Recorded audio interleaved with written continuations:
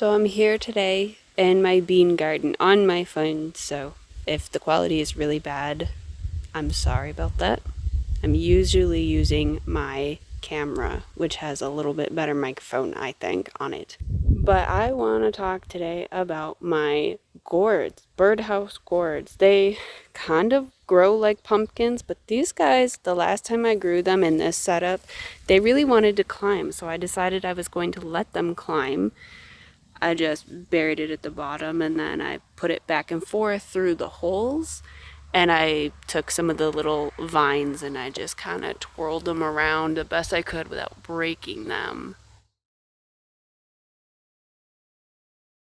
The last time I tried to grow them in the bean garden, they kept trying to climb up the trellis and I kept taking them off, thinking, oh, I'm going to make sure that these grow like pumpkins on the ground. But they kept trying to climb. So this year I was like, I'm going to actually try this.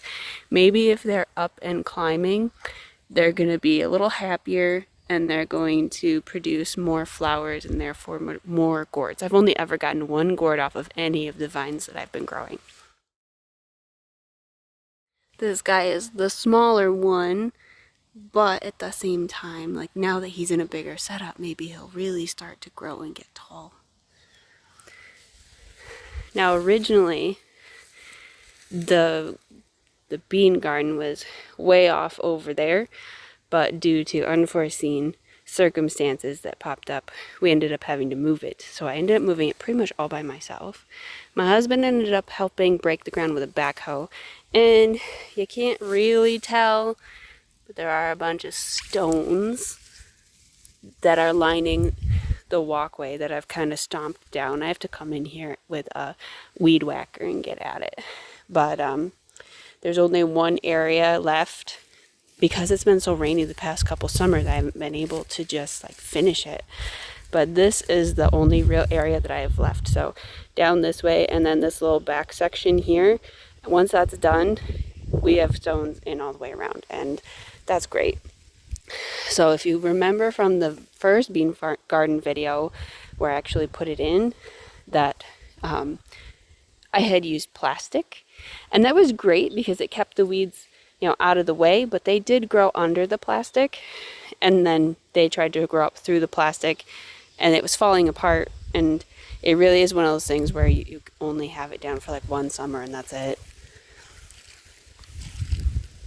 I just finished putting in tomatoes, and I put in this little raised area here because we are on a hill.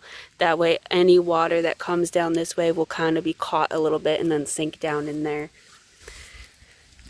People have been making tons of videos on how to plant tomatoes, and I've basically followed that. I've watched a lot of those videos where you dig a whole section and you lay your tomato down sideways, because up the stem under the ground there will grow more and more roots, and then so they will start to just kind of perk up on their own and they'll start growing taller, and then you can kind of put them back through and secure them until they start growing upright. So they look a little weird at the base where they kind of scoop out first, but they'll grow. And then this little guy is the only pepper plant that I have that survived this year. It is a green bell pepper. For some reason, every time I grow peppers, they're really small, so I start them all the way back in January and they still stay small. I have a feeling it's because I don't have the right heat for them when they're small, and then I don't fertilize very well, so they tend to remain small. But I have gotten peppers off of plants in the past, just the peppers themselves were small as well. And then we've got some beautiful onions, which I am surprised they're doing well. And then we've got our beans. I love growing beans. This is a lettuce right here. It's very frilly. I love these lettuces.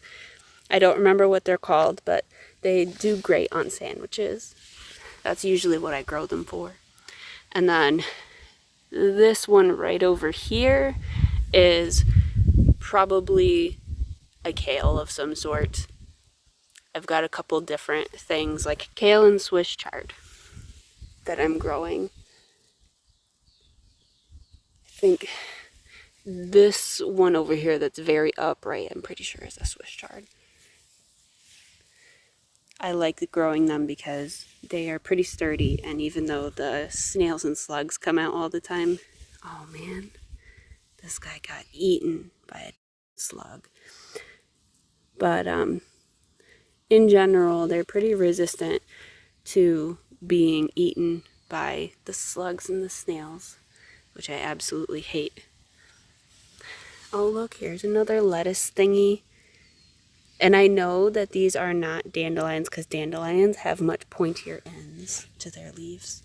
Let's see if I can find a dandelion. Well, actually, this right here is a dandelion, but you can see they're very jaggedy, very pointy. Whereas this guy here is very round. So, in general, that's how the garden here is doing. I have a second one at my house, which I am growing things like corn and much bigger things like pumpkins. Well, let's see. We've got some carrots. Yay! Let's pull this out. We don't want our carrots to get crowded out by other plants. Let's see. There's a couple more carrots right there. So if anybody was wondering if I kept the bean garden, I did. And I absolutely enjoy using the trellises that I've created. It's starting to sprinkle, so I'm going to stop this now, and I hope that this has been even just a little bit inspirational to someone else's garden. And then here's kind of the view.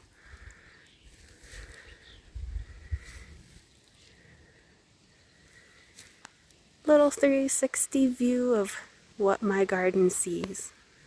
Have a good day, everybody. Happy summer.